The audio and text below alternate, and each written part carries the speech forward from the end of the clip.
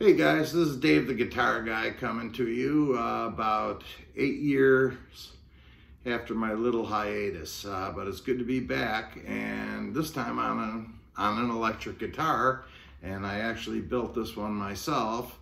As you can see, that does not say Fender Stratocaster on the headstock, but it does have a pretty good Fender sound to it, and I got it through rocklerwood.com, and they do sell guitars for about 150 bucks. They give you the neck, the body, all the hardware. You sand it and paint it any way you want it, polyurethane it, and put all the parts together, and you have yourself a pretty decent guitar. The pickups are good, everything's good about them. Anyway, it's not a guitar review. This is for beginner to intermediates, so if you're past that, please just turn this off now. It'll be too simple for you. But most people, you know, they know A, B, C, D, E, F, G within these 3 frets. And that's where they stay. And that's where I stayed for the longest time too. I knew bar chords, but didn't understand them very much. Anyway, I want to help you understand just a little bit more. The first thing you need to know is, of course, we only have A, B, C, D, E, F, G in Western music. There are sharps and flats, but right now we're concentrating. I just want to teach you all how to play bar chords in majors and minors and understand where you're at and what note or what chord exactly you're playing.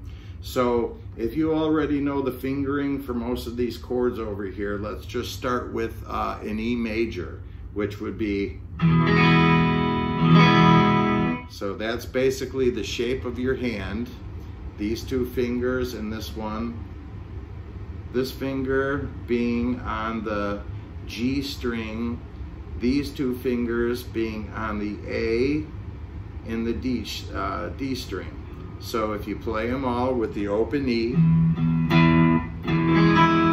have a E major. Okay, now this nut here, let's pretend this nut is my finger.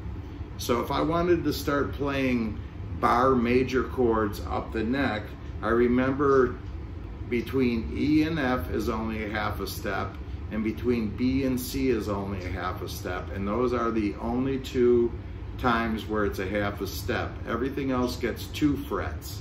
So between E and F is 1 fret, between B and C is 1 fret, but say between A and B is 1 fret, between C and D is 1 fret, and so on and so forth. So let's use my finger as this nut, and I'm gonna lay it across the 1st fret, but I'm gonna play that E major position. Remember, E major position, but normally I would play E major like this, but I need this finger to play the bar chord, so I'm going to use these fingers instead. If I slide that up because E was open, and then a half of step, 1 fret, would be F, you would play it like that. So I'm basically still using that 3-finger position that I normally would play my E open with. So that's F. You keep the same finger position for all of these. You slide up 2 more, you have G major. You slide up 2 more, you have A major. You slide up 2 more, you have B major. And then remember, between B and C is a half a step. So a half a step would be C major, 2 more frets up would be D major, and then when you get to the 12th fret, usually there's 2 dots, then you're back all the way at the beginning again, and you're playing E major again. So see how it sounds a lot like that E major?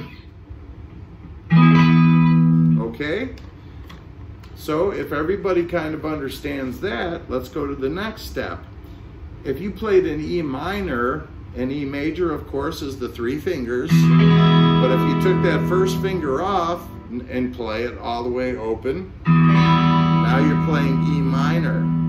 So if I wanted to use my finger as the nut again and play bar chords, I can play an F minor by keeping these two fingers right where they are, but moving it up a fret, because between E and F is a half a step. So now I'm playing F minor. Now I'm playing G minor. Actually, it's easier for me to use the third and pinky finger. Now I'm playing A minor. Now I'm playing B minor. And between B and C, half a step. Half a step, C minor, D minor, and now I'm back up to E minor.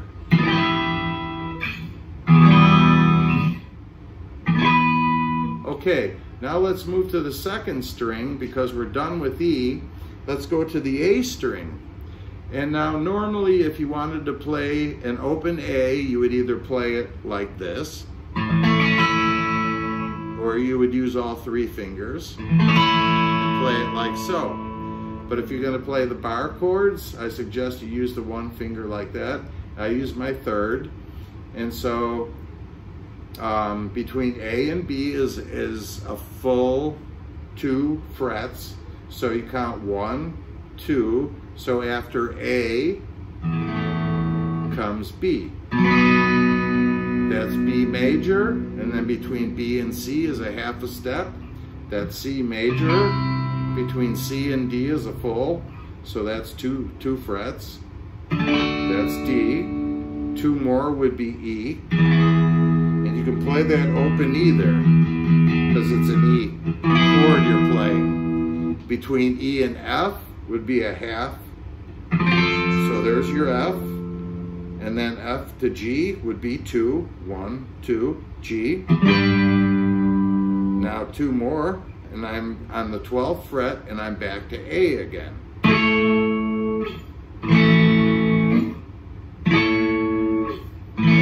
See how that kind of sounds the same? Okay, now if you want to play minors using that second string, and by the way, when you're using that A string to play these chords, kind of use that bar finger to just kind of mute that low E string so you don't hear that. You don't want that to ring out. It's going to sound horrible. So again, the E major position and the A minor position are the same, except we just moved down one set of strings. So that's E major, that's A minor. So I'm going to use my first finger again as the nut, and the first one I'm going to go to, I'm going to use that A minor fingering position, and I'm going to kind of mute the C string so you don't hear it, but I'm going to start at the second string, the A string, and now I'm playing, since A to B is 2 frets, I'm playing a B minor. From B to C is 1 fret, half a step. So there's your C minor. 2 more up would be a D minor. Now you're playing an E minor, and again, now you can leave this E string open. Play the whole thing, get a nice power chord out of it. E to F is a full. I'm sorry, E to F is a half a step. So here's your F minor. Now here's your G minor. And you're back up to A again. After G comes A. A, B, C, D, E, F, G, A again, okay? And that's pretty much it. So I hope you all understood that. I hope you all check out this rocklerwood.com site. I built this Strat for about 150 bucks. They gave me really good pickups with it. The guitar itself is made out of swamp ash, and the neck is rosewood. They're very good quality parts. I was really surprised when I got it, and the guitar sounds great to me. Whether I want that twangy Fender sound, I can get that clean, or I can put it on my beefier amp, turn up the gain, and get a really beefy, dirty, hard rock sound out of it. 2 more shouts out I want to give is to my friend Horst Stumpf from Berlin, Germany. He's been my friend for about 8 years now. He's hung with me since I begun doing these lessons, and we're good email friends and we talk all the time. And my other buddy, Paul Rolla from Poland, he's another friend we talk all the time. And since we've been actually using Reaper software and sending tracks back and forth to each other, myself and Horst, and we've been making some Pink Floyd videos, or excuse me, recordings that sound really fantabulous. So anyway, 2 more shouts out. One to Steve Stein. If you want to learn anything about theory, that's your guy. I would rather learn more about theory than reading music. It makes more sense to me. Steve Stein is a perfect, very patient teacher. The guy's got some great videos out there. Another good guy, if you love Lynyrd Skynyrd stuff, which I do, is Tom Segudo. He'll teach you just about any Skynyrd song. He's got a zillion videos up. He teaches you the chords and he teaches you the leads. So check both of those guys out. And please tune into my next video, Dave the Guitar Guy. And I'm not sure exactly what it'll be yet, but I am pretty sure it's going to have something to do with this electric guitar. I've been doing a lot of acoustic stuff in the past. Now it's time to do some electric stuff. All right, thanks a lot, you guys, from somewhat sunny and very cold Chicago. Y'all have a good day. Peace out. Take it easy.